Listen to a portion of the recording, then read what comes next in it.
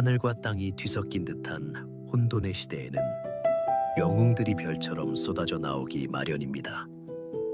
후한 말기의 혼란스러운 정세 속에서 상산이라는 땅에서 태어난 한 사내가 있었습니다. 그의 이름은 조운이며 자는 자룡이라 불렸습니다.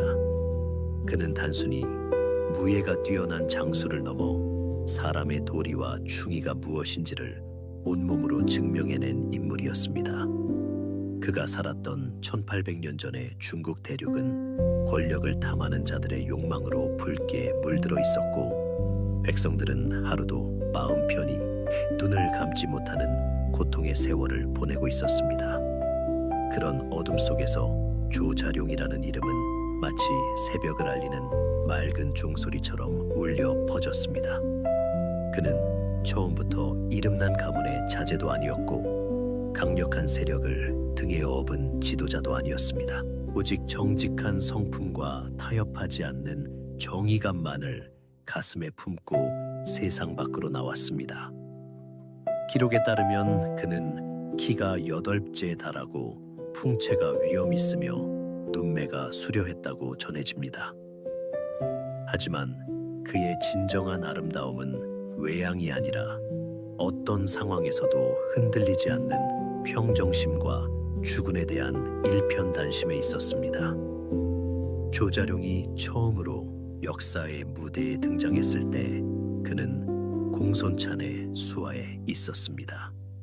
당시 원소라는 강력한 세력가가 위세를 떨치고 있었지만 조자룡은 원소의 오만함을 경계하며 공손찬을 선택했습니다. 그것은 단순히 강한 자를 따르는 것이 아니라 인의를 실천할 수 있는 길을 찾으려는 그의 첫걸음이었습니다. 하지만 공손찬 역시 천하를 담기에 부족한 그릇임을 조자룡은 곧 깨닫게 됩니다. 그때 그의 운명을 바꿀 한 사람을 만나게 됩니다. 바로 돗자리를 짜며 때를 기다리던 유비였습니다. 유비는 조자룡의 비범함을 한눈에 알아보았고, 조자룡 또한 유비의 따뜻한 인품과 백성을 사랑하는 마음에 깊이 감동했습니다. 두 사람은 짧은 만남이었지만 서로의 진심을 확인했습니다. 조자룡이 잠시 고향으로 돌아가 형의 장례를 치러야 했을 때 유비는 그의 손을 잡고 눈물을 흘리며 이별을 아쉬워했습니다. 조자룡은 유비의 손을 마주 잡으며 결코 인의의 도리를 저버리지 않겠다고 다짐했습니다. 이 약속은 훗날 그가 평생을 바쳐 지켜내게 될 소중한 맹세가 되었습니다. 세월이 흘러 유비가 고난의 길을 걷고 있을 때 조자룡은 다시 그를 찾아왔습니다. 당시 유비는 조조의 대군에 밀려 정처이 없이 떠도는 신세였지만 조자룡에게는 화려한 성벽보다 유비의 낡은 천막이 더 소중했습니다. 그는 유비의 곁에서 가장 든든한 방패가 되어주었습니다. 조자룡의 진가가 가장 눈부시게 빛났던 순간은 바로 당양 장판패서의 전투였습니다.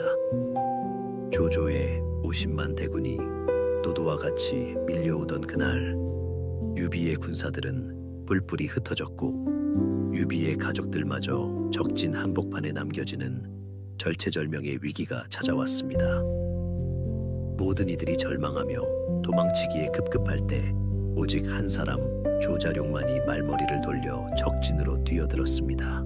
그의 등 뒤에는 유비의 어린 아들 아두가 포대기에 쌓여 있었습니다. 수천 수만의 적군이 그를 에워싸고 창검이 빗발처럼 쏟아지는 상황에서도 조자룡의 눈빛은 호수처럼 고요했습니다. 그는 오직 아이를 안전하게 아버지의 품으로 돌려보내야 한다는 일념 하나로 거대한 파도와 같은 적진을 헤쳐나갔습니다. 조조는 언덕 위에서 이 광경을 지켜보며 저토록 용맹한 장수가 누구냐고 물었습니다. 조자룡의 이름을 들은 조조는 그의 용기에 감탄하며 생포하라는 명령을 내렸습니다.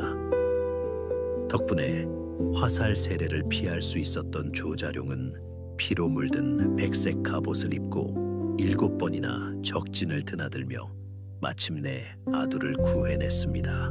전쟁터에 자욱한 먼지를 뚫고 유비 앞에 도착한 조자룡은 아두를 조심스럽게 건넸습니다. 그는 온몸이 상처투성이었지만 자신의 안위보다 아이의 무사함을 먼저 살폈습니다. 유비는 아들을 받자마자 땅바닥에 던지며 이 아이 때문에 하마터면 위대한 장수를 잃을 뻔했다며 통곡했습니다. 죽음과 신하 사이의 깊은 신뢰와 사랑이 교차하는 순간이었습니다. 조자룡은 유비의 마음에 다시 한번 감동하며 죽는 순간까지 이 가문을 위해 헌신하겠노라 속으로 되새겼습니다. 장판파의 기적은 단순히 무력이 뛰어나서 가능했던 일이 아니었습니다. 그것은 자신이 믿는 가치와 사람에 대한 무한한 책임감이 만들어낸 인간 승리의 드라마였습니다. 조자룡은 이후에도 적벽대전과 유비의 익주 입성 과정에서 결정적인 역할을 수행했습니다. 하지만 그는 결코 자신의 공을 내세우지 않았습니다. 승리의 순간에는 항상 동료들에게 공을 돌렸고 패배의 순간에는 가장 늦게까지 남아서 아군을 지켰습니다. 유비가 황제의 자리에 오르고 공신들에게 상을 내릴 때도 조자룡은 백성들에게 땅을 돌려주어야 한다며 자신의 보상을 거절하는 정념함을 보였습니다. 그의 삶은 마치 곧게 뻗은 대나무와 같았습니다. 권력의 핵심에 있으면서도 결코 탐욕에 물들지 않았고 강한 자에게는 당당했으며 약한 자에게는 한없이 따뜻했습니다. 관우와 장비가 세상을 떠나고 유비마저 세상을 떠난 뒤에도 조자룡은 촉한의 마지막 기둥이 되어 제갈공명을 보좌했습니다. 나이가 들어 머리가 하얗게 센 노장이 되었음에도 그는 여전히 전장의 선봉에 서기를 주저하지 않았습니다. 제갈공명의 북벌이 시작되었을 때 조자룡은 이미 칠순을 바라보는 노인이었지만 그의 기백은 청년 장수들을 압도했습니다. 한 번은 퇴각하는 길에 군사들이 혼란에 빠지자 조자룡은 스스로 후방을 맡아 단 한 명의 병사도 잃지 않고 안전하게 철수시켰습니다. 제갈공명이 그의 치밀함과 용기에 감탄하며 보상을 내리려 하자 조자룡은 전쟁에서 이기지 못했는데 어찌 상을 받겠느냐며 물리쳤습니다. 이러한 그의 태도는 오늘날 우리에게 진정한 책임감이 무엇인지를 일깨워줍니다. 그는 화려한 수식어나 법으로 자신을 치장하지 않았습니다. 오직 행동으로 자신의 가치를 증명했고 묵묵히 자신의 자리를 지켰습니다. 조자룡의 죽음은 촉한 전체의 슬픔이었습니다.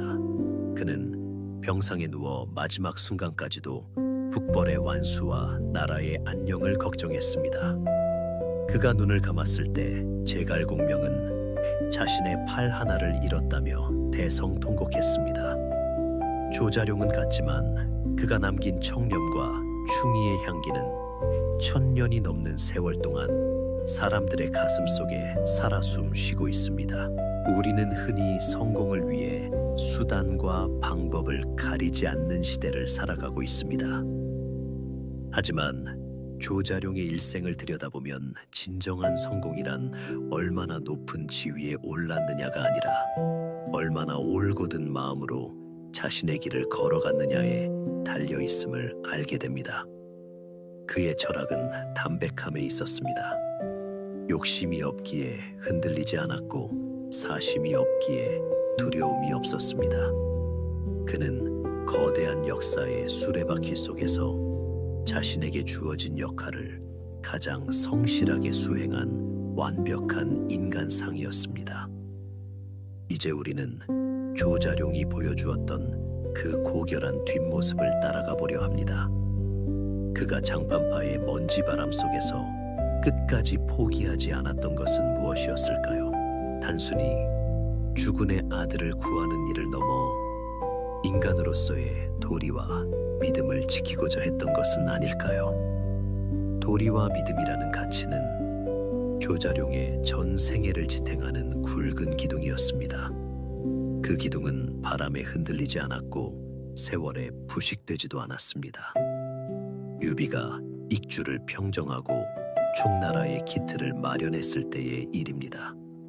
승리에 취한 공신들은 성안의 화려한 저택과 비옥한 토지를 나누어 갖고자 했습니다. 유비 또한 그들의 노고를 치하하기 위해 이를 허락하려 했습니다. 그러나 조자룡은 홀로 나서서 반대했습니다. 그는 아직 천하가 안정되지 않았고 백성들은 전쟁의 상처로 신음하고 있으니 땅을 백성들에게 돌려주어 그들이 마음 편히 농사짓게 해야 한다고 말했습니다. 옛날 한나라의 곽거병이 흉노를 멸하기 전에는 집을 구하지 않겠다고 했던 것처럼 우리도 개인의 안락함보다 대의를 먼저 생각해야 한다는 그의 일침은 탐욕에 눈이 멀었던 장수들의 고개를 숙이게 만들었습니다. 자신의 몫을 챙기기보다 백성의 눈물을 먼저 닦아주려 했던 조자룡의 청렴함은 오늘날을 사는 우리에게도 시사하는 바가 큽니다. 그는 권력을 가졌을 때 휘두르지 않았고 재물을 가졌을 때 쌓아두지 않았습니다. 한중 땅에서 조조의 대군과 맞설 때 조자룡이 보여준 지략은 그가 단순한 무장이 아님을 다시 한번 증명했습니다. 한수의 전투에서 황충이 적의 식량을 탈취하러 나갔다가 돌아오지 않자 조자룡은 단기로 적진에 뛰어들어 황충을 구해냈습니다. 조조의 대군이 구름처럼 몰려와 조자룡의 진영을 압박할 때 그는 오히려 진영의 문을 활짝 열고 깃발을 내린 채 정적을 유지했습니다. 이를 본 조조는 분명 복병이 있을 것이라 의심하며 군사를 물렸습니다. 그 순간 조자룡은 북을 올리고 쇠뇌를 쏘아 적들을 혼란에 빠뜨리며 대승을 거두었습니다. 유비는 이 소식을 듣고 조자룡은 온몸이 담력으로 이루어진 사람이라며 극찬했습니다. 사람들은 이를 일신시담이라 불렀습니다. 그의 담력은 무모함이 아니라 철저한 자기 확신과 평정심에서 나온 것이었습니다. 두려움이 없는 상태가 아니라 두려움을 통제할 줄 아는 능력이 진정한 용기임을 그는 보여주었습니다. 그의 고결함은 사적인 인연 앞에서도 엄격했습니다. 조범이라는 관리가 항복하며 자신의 형수를 조자룡에게 시집 보내려 한 적이 있습니다. 그녀는 경국지색이라 불릴 만큼 아름다웠고 조범은 이를 통해 조자룡과 인척관계를 맺어 자신의 안위를 보장받으려 했습니다. 하지만 조자룡은 이를 단칼에 거절했습니다. 그는 조범이 진심으로 항복한 것인지 알 수 없으며 같은 성씨를 가진 자끼리 혼인하는 것은 예법에 어긋난다고 말했습니다.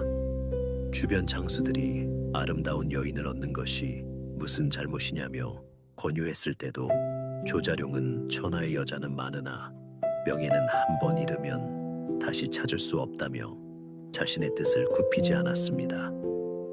눈앞의 유혹보다 자신의 원칙을 지키는 것이 그에게는 더 소중했습니다. 세월은 흘러 유비의 의형제였던 관우와 장비가 세상을 떠났습니다. 관우를 죽인 오나라에 복수하기 위해 유비가 군사를 일으키려 할 때 조자룡은 다시 한번 쓴소리를 아끼지 않았습니다. 우리의 주적은 위나라의 조조이며 오나라와 싸우는 것은 형제간의 싸움과 같아 적을 이롭게 할 뿐이라고 간언했습니다. 분노에 찬 유비를 말리는 것은 목숨을 거는 일이었지만 조자룡은 국가의 대계를 위해 진실을 말하는 것을 두려워하지 않았습니다. 비록 유비는 그의 말을 듣지 않고 출정했다가 이릉에서 대패하고 말았지만 조자룡은 패배한 주군을 원망하지 않고 묵묵히 후방을 지키며 남은 병사들을 거두었습니다. 그는 주군의 영광뿐만 아니라 주군의 허물까지도 함께 짊어질 줄 아는 충신이었습니다. 유비가 백제성에서 눈을 감으며 제갈공명과 조자룡에게 아두를 부탁했을 때 조자룡의 어깨는 더욱 무거워졌습니다. 그는 이미 노장의 반열에 올랐지만 나라의 운명을 책임지는 마음은 청년 시절보다 뜨거웠습니다. 제갈공명의 북벌이 시작되자 조자룡은 스스로 선봉에 서기를 자원했습니다. 머리는 하얗게 새었지만 그의 창끝은 여전히 날카로웠고 그가 탄 백마는 전장을 가르는 번개와 같았습니다. 기곡에서의 전투에서 촉군이 전술적 불리함으로 후퇴하게 되었을 때 조자룡은 직접 후방을 맡았습니다. 적의 추격이 거셌지만 조자룡은 한치의 흐트러짐 없이 군사들을 지휘했습니다.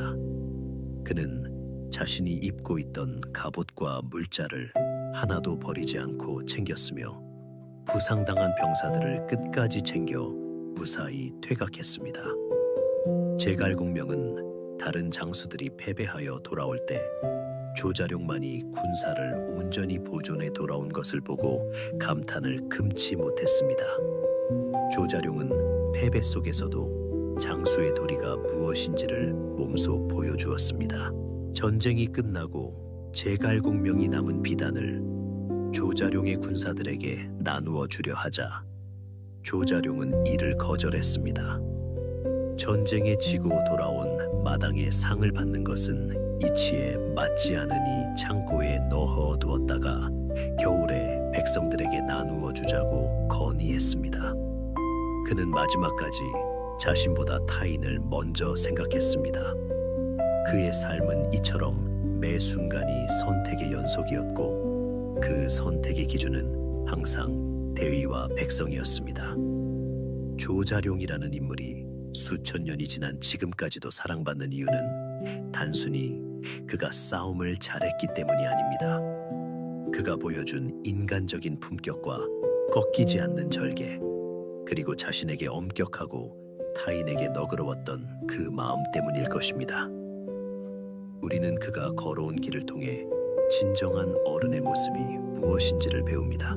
조자룡의 창은 적의 심장을 꿰뚫었지만 그의 성품은 사람들의 마음을 움직였습니다. 이제 노장이 된 조자룡은 자신의 마지막 불꽃을 태우며 조용히 역사의 뒤편으로 물러날 준비를 합니다. 조자룡이 전장에서 돌아와 평온한 일상을 보낼 때도 그는 늘 깨어 있었습니다. 그의 집에는 화려한 장식도 없었고 넘치는 재물도 없었습니다. 오직 낡은 창 한 자루와 손때 묻은 병법서 몇 권이 그의 전부였습니다. 그는 후배 장수들에게 무예보다 먼저 마음을 닦을 것을 강조했습니다. 마음이 바르지 않으면 창끝이 흔들리고 창끝이 흔들리면 나라를 지킬 수 없다는 것이 그의 지론이었습니다. 그는 전장에서 사귀었던 옛 전우들의 가족을 돌보고 전쟁으로 고아가 된 아이들을 거두어 가르쳤습니다. 전장의 영웅에서 마을의 인자한 할아버지로 변해가는 그의 모습은 마치 잔잔한 호수와 같았습니다. 하지만 그 평온함 속에서도 북쪽을 바라보는 그의 눈빛에는 여전히 이루지 못한 통일의 꿈이 서려 있었습니다. 그는 자신이 다하지 못한 과업을 후세가 이어가기를 바랐습니다. 조자룡의 건강이 나빠졌다는 소식이 전해지자 제갈공명은 직접 그의 집을 방문했습니다. 침상에 누운 조자룡은 제갈공명의 손을 잡고 나라를 위해 더 헌신하지 못한 것을 사죄했습니다. 제갈공명은 눈물을 흘리며 자룡이 있었기에 자신이 지금까지 버틸 수 있었다고 고백했습니다. 두 노영궁의 대화는 어두운 밤을 밝히는 촛불처럼 따뜻하고도 슬펐습니다. 조자룡은 마지막 순간까지도 북벌이라는 말을 되뇌었습니다. 그의 영혼은 이미 육신을 벗어나 자신이 평생을 누비던 광활한 대륙을 달리고 있었을지도 모릅니다. 그가 조용히 숨을 거두었을 때 하늘에서는 큰 별이 떨어졌고 총나라의 모든 백성들은 부모를 잃은 듯 통곡했습니다. 조자룡의 장례는 소박하지만 엄숙하게 치러졌습니다. 그의 유품이라고는 유비에게 하사받은 낡은 갑옷과 장판파에서 아두를 감싸 안았던 피 묻은 포대기뿐이었습니다. 사람들은 그 소박한 유품 앞에서 고개를 숙였습니다. 진정한 위대함은 화려한 금관에 있는 것이 아니라 삶의 궤적 속에 남겨진 진심에 있다는 것을 조자룡은 죽음으로써 다시 한번 보여주었습니다. 그는 사후에 순평후라는 시호를 받았습니다. 부드럽고 순하며 평온하게 나라를 지켰다는 의미입니다. 그의 이름은 삼국지의 수많은 인물 중에서도 가장 흠결 없는 영웅으로 기록되었습니다. 역사가들은 그를 평할 때 문무를 겸비하고 충절을 다한 완벽한 장수라고 칭송하기를 주저하지 않았습니다. 지금 우리 시대에 조자룡이 살아있다면 그는 우리에게 어떤 말을 건넬까요? 아마도 기술이 발전하고 세상이 변해도 변하지 말아야 할 가치가 무엇인지에 대해 이야기할 것입니다. 남을 짓밟고 올라가는 승리가 아니라 함께 살아가는 공존의 가치를 말입니다. 자신의 이익을 위해 원칙을 저버리는 세상에서 손해를 보더라도 정의를 선택하는 용기가 얼마나 아름다운지를 그의 삶은 증명하고 있습니다. 조자룡이 장판파에서 아두를 구하기 위해 적진으로 뛰어들었을 때 그가 본 것은 단순히 주군의 혈육이 아니라 자신이 지켜야 할 미래였을 것입니다. 우리도 각자의 삶이라는 전장에서 지켜내야 할 소중한 가치가 무엇인지 고민해 보아야 합니다. 조자룡의 이야기는 여기서 끝이 아니라 우리의 삶 속에서 새로운 모습으로 이어져야 합니다. 그 철학의 힘은 비단 전쟁터에서만 발휘된 것이 아니었습니다. 조자룡이 처음 고향 상산을 떠나 세상이라는 거친 바다로 뛰어들었을 때 그가 마주한 것은 도덕이 땅에 떨어지고 힘이 곧 정의가 되는 야만의 시대였습니다. 당시 북방의 강자였던 원소는 화려한 명성과 거대한 가문을 배경으로 수많은 인재를 끌어모으고 있었습니다. 누구나 원소의 밑으로 들어가 입시양명하기를 꿈꾸던 그때 조자룡은 정반대의 길을 선택했습니다. 그는 화려한 겉모습보다 내면의 진실함을 보았습니다. 원소가 백성의 고통을 외면하고 오직 자신의 패권만을 쫓는 것을 본 조자룡은 과감히 그를 떠나 공손찬에게 향했습니다. 공손찬이 원소보다 나은 인물이라서가 아니었습니다. 적어도 당시의 공손찬은 변방을 지키며 외적의 침입으로부터 백성을 보호하는 명분을 가지고 있었기 때문입니다. 조자룡에게 삶의 기준은 언제나 나 자신의 이익이 아니라 내가 서 있는 자리가 정당한가에 있었습니다. 공손찬의 휘에서 무명의 장수로 지내던 시절 조자룡은 운명처럼 유비를 만납니다. 유비는 당시 변변한 성 하나 없이 떠도는 처지였지만 그의 눈빛에는 전하를 품을 만한 인자함이 서려 있었습니다. 조자룡은 유비가 전쟁의 소용돌이 속에서도 백성들을 먼저 챙기는 모습에 깊은 감명을 받았습니다. 유비 또한 조자룡의 비범한 재능과 맑은 성품을 단번에 알아보고 그를 아꼈습니다. 두 사람은 좁은 군막 안에서 천하의 도리에 대해 밤늦도록 대화를 나누며 서로의 뜻이 같음을 확인했습니다. 하지만 조자룡은 형의 상을 당해 잠시 유비의 곁을 떠나야 했습니다. 이별의 순간 유비는 조자룡의 손을 잡고 눈물을 흘리며 말했습니다. 우리가 다시 만날 날이 올까요? 조자룡은 대답했습니다. 명분이 있는 곳에 마음이 있고 마음이 있는 곳에 몸이 따를 것입니다. 인의의 길을 걷는 주군이라면 제가 어찌 다시 찾아오지 않겠습니까? 이 약속은 7년이라는 긴 세월이 흐른 뒤에도 잊히지 않았습니다. 조자룡은 고향에 머무는 동안에도 유비의 소식을 수소문하며 때를 기다렸습니다. 화려한 제안을 보내오는 다른 군주들의 유혹을 뿌리치고 그는 묵묵히 밭을 갈며 자신의 창을 닦았습니다. 다시 유비를 만났을 때 유비는 여전히 세력이 약해 조조의 추격을 피해 도망치는 신세였습니다. 그러나 조자룡은 망설임 없이 유비의 앞에 무릎을 꿇었습니다. 그는 비당일이 아니라 가시받기를 선택한 것입니다. 세상 사람들은 그를 어리석다 비웃었을지도 모릅니다. 강한 세력에 붙어 부귀영화를 누릴 기회를 스스로 발로 찼기 때문입니다. 하지만 조자룡에게 행복이란 높은 자리에 오르는 것이 아니라 내가 존경할 수 있는 사람과 함께 가치 있는 일을 하는 것이었습니다. 그는 유비의 친위대장이 되어 가장 위험한 곳에서 주군을 지켰습니다. 그의 무예는 날이 갈수록 정교해졌고 그의 중심은 깊어지는 세월만큼 단단해졌습니다. 신야성에서 조조의 대군을 맞이했을 때 조자룡은 전술의 핵심을 꿰뚫고 있었습니다. 그는 단순히 힘으로 밀어붙이는 것이 아니라 지형을 이용하고 적의 심리를 흔드는 지혜를 발휘했습니다. 조조가 보낸 수만 명의 선봉대가 밀어 닥칠 때도 조자룡은 당당히 맞서며 복병을 배치하여 적들을 물리쳤습니다. 그의 창은 마치 살아있는 용처럼 움직였고 그가 지나가는 자리에는 적들이 추풍 낙엽처럼 쓰러졌습니다.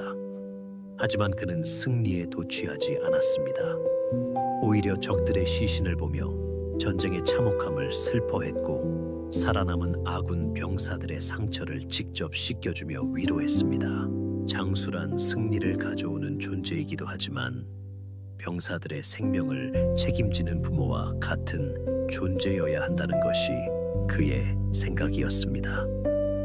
장판파의 기적 뒤에는 우리가 잘 알지 못하는 조자룡의 깊은 고뇌가 숨겨져 있었습니다.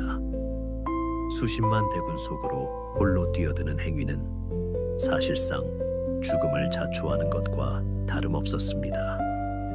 조자룡도 인간이었기에 두려움이 왜 없었겠습니까?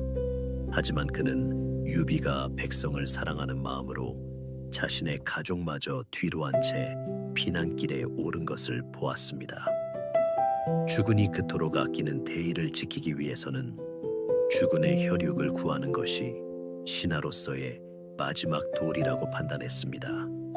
그는 말에 고삐를 쥐며 속으로 다짐했습니다. 만약 내가 여기서 죽더라도 나의 진심이 후세에 전해져 사람들의 가슴 속에 정의의 불씨로 남는다면 그것으로 충분하다고 말입니다. 그는 자신의 목숨을 가벼이 여긴 것이 아니라 지켜야 할 가치를 더 무겁게 여긴 것입니다. 조조의 장수들이 사방에서 포위망을 좁혀올 때 조자룡은 청강검을 휘두르며 길을 냈습니다. 그 검은 조조의 보검이었으나 조자룡의 손에 들리자 불의를 심판하는 정의의 칼날로 변했습니다. 포대기 속에서 울던 아기 아두가 잠잠해진 것을 확인하며 조자룡은 피로 범벅이 된 얼굴로 미소 지었습니다. 그는 아이가 이 끔찍한 전장의 비극을 기억하지 않기를 바랐습니다. 훗날 이 아이가 자라 평화로운 세상을 다스리는 군주가 되기를 염원하며 그는 자신의 온몸을 방패 삼아 화살을 막아냈습니다. 유비가 아들을 땅에 던지며 조자룡의 목숨을 걱정했을 때 조자룡은 그 무뚝뚝한 주군의 표현 속에 담긴 진한 사랑을 읽었습니다. 그는 그날 이후 자신의 목숨은 이미 주군의 것이며 나아가 이 나라 백성들의 것이라고 생각하게 되었습니다. 유비가 총나라를 얻고 황제의 자리에 오르기까지 조자룡은 수많은 공을 세웠지만 언제나 권력의 주변부에 머물기를 자처했습니다. 그는 제갈공명과 함께 국정의 기틀을 잡으면서도 자신의 집안 사람들을 관직에 앉히거나 사적인 이익을 취하는 일을 철저히 경계했습니다. 그는 공직자란 물과 같아야 한다고 믿었습니다. 만물을 이롭게 하되 결코 낮은 곳을 떠나지 않는 물의 덕목을 실천하려 노력했습니다. 사람들이 조자룡에게 왜 더 높은 관직을 탐하지 않느냐고 물을 때면 그는 웃으며 대답했습니다. 장수에게 가장 어울리는 자리는 화려한 조정의 의자가 아니라 거친 전장의 말 안장이라고 말입니다. 그는 이름뿐인 명예보다 실질적인 헌신을 더 소중히 여겼습니다. 조자룡의 이러한 태도는 총나라 내부의 기강을 바로잡는 데 큰 역할을 했습니다. 관우나 장비 같은 장수들이 때로는 오만함에 빠지거나 사나운 성미로 문제를 일으킬 때도 조자룡은 묵묵히 그들의 뒤를 바치며 갈등을 중재했습니다. 그는 동료들의 장점을 극찬하고 단점은 조용히 덮어주며 팀워크를 다졌습니다. 제갈공명이 마음 놓고 원정을 떠날 수 있었던 것도 성도의 조자룡이라는 든든한 버팀목이 버티고 있었기 때문입니다. 조자룡은 화려한 조명을 받는 주연은 아니었지만 극 전체를 지탱하는 가장 완벽한 조연이었습니다. 그의 존재 자체가 총나라의 자부심이었고 백성들에게는 희망의 상징이었습니다. 말년에 이르러 조자룡은 북벌의 선봉에서 마지막 투혼을 불살랐습니다. 그는 나이가 들어 근력이 예전만 못하다는 것을 스스로 알고 있었지만 정신력만큼은 오히려 젊은 시절보다 더 날카롭게 벼려져 있었습니다. 기곡에서 위나라의 명장 조진과 맞설 때 조자룡은 노련한 전술로 적의 대군을 농락했습니다. 비록 촉군 전체의 형세가 불리해져 퇴각해야 하는 상황이었지만 조자룡이 지키는 후방은 철옹성과 같았습니다. 그는 단 한 대의 수레도 적에게 넘겨주지 않았고 단 한 명의 낙오자도 발생하지 않게 세심히 살폈습니다. 병사들은 조자룡의 백마마만 보아도 안심했고 그의 지휘 아래 일사불란하게 움직였습니다. 제갈공명은 퇴각한 병사들의 모습을 보고 승리했을 때보다 더 큰 감동을 받았습니다. 조자룡은 승리하는 법보다 더 어려운 우아하게 물러나는 법을 세상에 가르쳐 준 것입니다. 조자룡이 세상을 떠나기 전 어느 화창한 오후 그는 정원에 앉아 평생을 함께한 자신의 창을 어루만졌습니다. 장날에는 수많은 전투의 흔적이 고스란히 남아 있었습니다. 그는 그 흔적들을 하나하나 손가락으로 짚어보며 자신이 걸어온 길을 되새겼습니다. 누군가를 죽이기 위해 들었던 창이 아니라 누군가를 살리기 위해 들었던 창이었음을 그는 다시 한번 확인했습니다. 그는 죽음을 앞두고도 평온했습니다. 자신이 지키고자 했던 가치들이 제갈공명과 같은 훌륭한 동료들 그리고 충성스러운 후배 장수들에게 이어지고 있다는 이 믿음이 있었기 때문입니다. 그는 마지막 유언으로 북벌을 완수하여 한나라의 정통성을 바로 세우라는 말을 남겼습니다. 그것은 개인의 욕심이 아니라 무너진 세상의 질서를 바로잡으라는 정의의 외침이었습니다. 조자룡의 생애를 관통하는 핵심 철학은 바로 평상심과 책임감이었습니다. 그는 어떤 극한 상황에서도 이성을 잃지 않았고 자신에게 주어진 임무를 완수하기 위해 목숨을 아끼지 않았습니다. 오늘날 우리는 너무나 쉽게 감정에 휩쓸리고 자신의 책임을 남에게 전가하곤 합니다. 조자룡은 우리에게 묻습니다. 당신이 지키고자 하는 삶의 원칙은 무엇입니까? 그리고 그 원칙을 위해 당신은 무엇을 포기할 수 있습니까? 조자룡이 보여준 고결한 삶은 단순히 과거의 기록이 아니라 오늘을 사는 우리가 지향해야 할 도덕적 이정표입니다. 그는 권력의 정점에 있으면서도 가장 낮은 곳의 목소리에 귀를 기울였습니다. 유비가 세상을 떠난 뒤 어린 유선을 보필할 때도 조자룡은 결코 권력을 사유화하지 않았습니다. 그는 유선에게 군주로서의 도리를 가르치기 위해 정성을 다했습니다. 비록 유선이 조자룡의 기대에 미치지 못하는 평범한 인물이었을지라도 조자룡은 끝까지 그를 주군으로 예우하며 신하의 도리를 다했습니다. 그것은 사람에 대한 충성이라기보다 자신이 선택한 길에 대한 충성이었습니다. 내가 선택한 주군이기에 끝까지 책임을 진다는 그 우직한 마음이 조자룡을 삼국지 최고의 장수로 만든 비결이었습니다. 조자룡이라는 이름이 가지는 무게는 비단 그가 살아생전 휘둘렀던 창의 무게에 국한되지 않습니다. 그가 세상을 떠난 뒤에도 그의 정신은 촉한의 산천 곳곳에 스며들어 나라를 지키는 보이지 않는 힘이 되었습니다. 조자룡의 아들들인 조통과 조광 역시 아버지의 뒤를 이어 촉한의 운명을 함께했습니다. 장남인 조통은 아버지의 뒤를 이어 전장을 누볐고 차남인 조광은 훗날 강규를 도와 검각을 지키다 전사하며 아버지의 충절을 피로써 증명했습니다. 한 가문의 영광이 아니라 한 나라의 안녕을 위해 대를 이어 헌신한 조씨 일가의 모습은 당시 사람들에게 큰 귀감이 되었습니다. 이는 조자룡이 평소 자식들에게 엄격한 무예 교육보다 깊은 인간적 도리를 먼저 가르쳤기에 가능한 일이었습니다. 그는 자식들에게 부귀영화를 물려주는 대신 꺾이지 않는 절개와 스스로를 다스리는 엄격함을 유산으로 남겼습니다. 조자룡이 사후에 받은 순평후라는 시호는 그의 삶을 가장 완벽하게 요약하는 단어입니다. 부드러울 순에 평온할 평을 사용한 이 이름은 평생을 전장에서 보낸 무장에게는 다소 어울리지 않아 보일 수도 있습니다. 하지만 그 속뜻을 깊이 들여다보면 그가 얼마나 높은 경지의 내면을 가졌는지를 알 수 있습니다.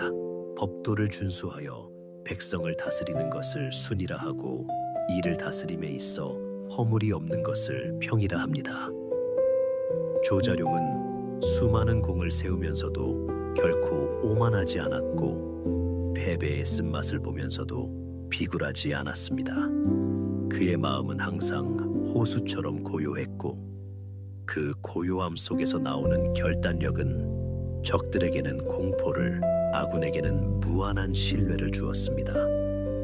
전쟁이라는 극한의 폭력 속에서도 인간성을 잃지 않고 평온함을 유지했다는 사실은 그가 단순한 전사가 아니라 도를 깨달은 구도자에 가까웠음을 보여줍니다. 역사의 흐름 속에서 조자룡은 민중의 영웅으로 재탄생했습니다. 삼국지 연의를 비롯한 수많은 문학작품과 민간 설화 속에서 그는 불사신의 용장으로 묘사되곤 합니다. 하지만 우리가 정사를 통해 만나는 조자룡은 훨씬 더 인간적이고 사려 깊은 인물입니다. 그는 제갈공명의 무리한 북벌 계획에 우려를 표하기도 했고 유비의 감정적인 보복 전쟁을 막으려 애썼습니다. 때로는 주군과 충돌하면서도 자신이 옳다고 믿는 가치를 포기하지 않았던 그의 모습은 진정한 충성이란 무엇인가를 생각하게 합니다. 맹목적인 복종이 아니라 주군이 바른 길을 갈 수 있도록 돕는 것이 진정한 신하의 의무임을 그는 온몸으로 보여주었습니다. 이러한 그의 비판적 충성심은 권력 앞에서 한없이 작아지는 오늘날의 우리에게 큰 울림을 줍니다. 이제 우리는 조자룡의 일생을 통해 얻은 교훈을 우리 삶에 어떻게 투영할 것인가를 고민해 보아야 합니다. 첫 번째로 우리가 배워야 할 점은 자아 통제의 미학입니다. 조자룡은 당대 최고의 무력을 가졌음에도 그것을 과시하거나 사적인 감정을 해소하기 위해 사용하지 않았습니다. 그는 자신의 힘을 오직 타인을 구하고 나라를 지키는 데만 사용했습니다. 현대 사회에서 우리가 가진 힘은 지식일 수도 있고 자본일 수도 있으며 사회적 지위일 수도 있습니다. 조자룡은 그 힘을 어떻게 사용하느냐가 그 퍼슨의 품격을 결정한다고 말합니다. 자신의 이익을 위해 타인에게 상처를 주는 힘은 칼날이 되어 결국 자신에게 돌아오지만, 타인을 돕기 위해 사용하는 힘은 방패가 되어 자신을 지켜줍니다. 두 번째는 변하지 않는 가치에 대한 집념입니다. 조자룡이 살았던 시대는 배신과 투항이 일상화된 혼란기였습니다. 오늘 내 편이었던 사람이 내일 적이 되는 상황에서도 조자룡은 단 한 번도 주군을 바꾸지 않았고 자신의 신념을 저버리지 않았습니다. 우리는 너무나 쉽게 트렌드와 유행에 휩쓸리며 어제의 원칙을 오늘의 편의를 위해 버리곤 합니다. 하지만 조자룡은 시대가 변해도 변하지 않는 인간의 기본 도리가 있다고 믿었습니다. 그것은 정직함과 책임감, 그리고 타인에 대한 예의입니다. 화려한 성공보다 더 중요한 것은 내가 나 자신에게 부끄럽지 않은 삶을 살았느냐 하는 것입니다. 조자룡이 마지막 순간 평온하게 눈을 감을 수 있었던 것은 자신의 삶에 한 점 부끄러움이 없었기 때문입니다. 세 번째는 비움과 나눔의 철학입니다. 조자룡은 전리품을 챙기지 않았고 하사받은 보상을 백성들에게 나누어 주었습니다. 그는 소유가 늘어날수록 마음의 짐도 늘어난다는 것을 잘 알고 있었습니다. 오늘날 우리는 더 많은 것을 소유하기 위해 무한 경쟁의 굴레 속에서 살아갑니다. 하지만 조자룡은 우리에게 묻습니다. 당신이 그토록 소유하려는 것들이 진정 당신을 행복하게 합니까? 아니면 당신을 속박합니까? 그는 필요한 만큼만 가지고 나머지는 공동체를 위해 내놓는 삶이 진정으로 풍요로운 삶임을 몸소 보여주었습니다. 그가 남긴 낡은 갑옷과 포대기는 그 어떤 금은 보화보다 찬란한 가치를 지니고 있습니다. 그것은 누군가의 생명을 구한 사랑의 증표이기 때문입니다. 조자룡의 삶을 회고하며 우리는 우리 내면의 장판파를 마주해 봅니다. 우리에게도 매일같이 현실의 고통과 유혹이라는 수만 명의 적군이 밀려옵니다. 그럴 때마다 우리는 도망치고 싶거나 타협하고 싶은 충동을 느낍니다. 하지만 조자룡처럼 가슴속에 소중한 가치라는 아이를 품고 있다면 우리는 다시 말머리를 돌려 적진으로 뛰어들 수 있습니다. 그 용기는 대단한 영웅에게만 주어진 특권이 아닙니다. 나 자신의 양심을 지키고자 하는 작은 의지에서부터 시작됩니다. 조자룡은 1800년 전의 인물이 아니라 지금 이 순간에도 우리 가슴 속에서 창을 닦으며 때를 기다리고 있는 우리 자신의 가장 고결한 모습일지도 모릅니다. 조자룡이 세상을 떠난 뒤 총나라는 점차 쇠퇴의 길을 걸었습니다. 제갈공명도 떠나고 조자룡도 없는 나라는 기둥을 잃은 집처럼 흔들렸습니다. 하지만 조자룡의 이름은 나라의 멸망과 상관없이 영원히 살아남았습니다. 승자의 기록인 역사책 속에서도 패자인 총나라의 장수 조자룡은 가장 빛나는 자리에 배치되었습니다. 그것은 역사가 승패보다 인간의 품격을 더 높게 평가한다는 증거입니다. 우리는 1등이 되기 위해 노력하지만 역사는 가장 바르게 살았던 사람을 기억합니다. 조자룡은 우리에게 1등보다 인류가 되라고 말합니다. 결과에 연연하지 않고 과정에 최선을 다하는 삶이 진정으로 위대한 삶이라는 사실을 그의 궤적은 증명합니다. 지금 잠시 눈을 감고 장판파의 먼지 바람을 뚫고 달려오는 백마탄 장수를 상상해 보십시오. 그의 얼굴에는 살기가 아니라 굳은 의지와 자비로운 마음이 가득합니다. 그는 당신의 삶이라는 전쟁터에서 길을 잃은 당신에게 손을 내밀고 있습니다. 당신이 지켜야 할 가장 소중한 것은 무엇입니까?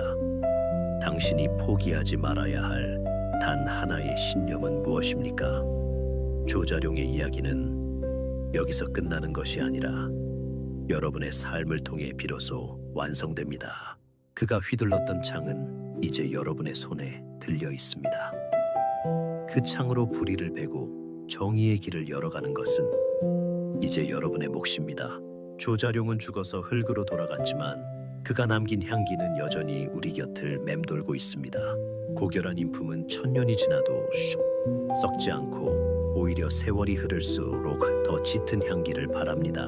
우리가 누군가의 이름을 기억할 때 그가 가진 재산이나 지위가 아니라 그가 우리에게 주었던 따뜻한 위로와 바른 태도를 기억하는 것과 같습니다. 조자룡은 전설 속의 인물이 아니라 우리가 본받고 싶은 가장 이상적인 인간의 원형입니다. 그를 닮아가려는 노력만으로도 우리의 삶은 조금 더 맑아지고 단단해질 수 있습니다. 긴 서사를 마무리하며 조자룡이라는 인물이 우리에게 주는 마지막 메시지를 되새겨봅니다. 삶은 짧고 명예는 길다는 말은 흔하지만 실천하기는 어렵습니다. 조자룡은 그 어려운 일을 평생에 걸쳐 해냈습니다. 그는 영웅이 되고 싶어 했던 사람이 아니라 그저 사람의 도리를 다하고 싶어 했던 사람이었습니다. 그 순수한 마음이 그를 영웅으로 만들었습니다. 우리도 거창한 목표보다 오늘 하루 나에게 주어진 일에 최선을 다하고 주변 사람들에게 따뜻한 진심을 전하는 것으로부터 조자룡의 길을 시작할 수 있습니다. 당신의 삶이 조자룡의 백마처럼 힘차게 도약하고 그의 창처럼 날카로운 통찰력을 지니기를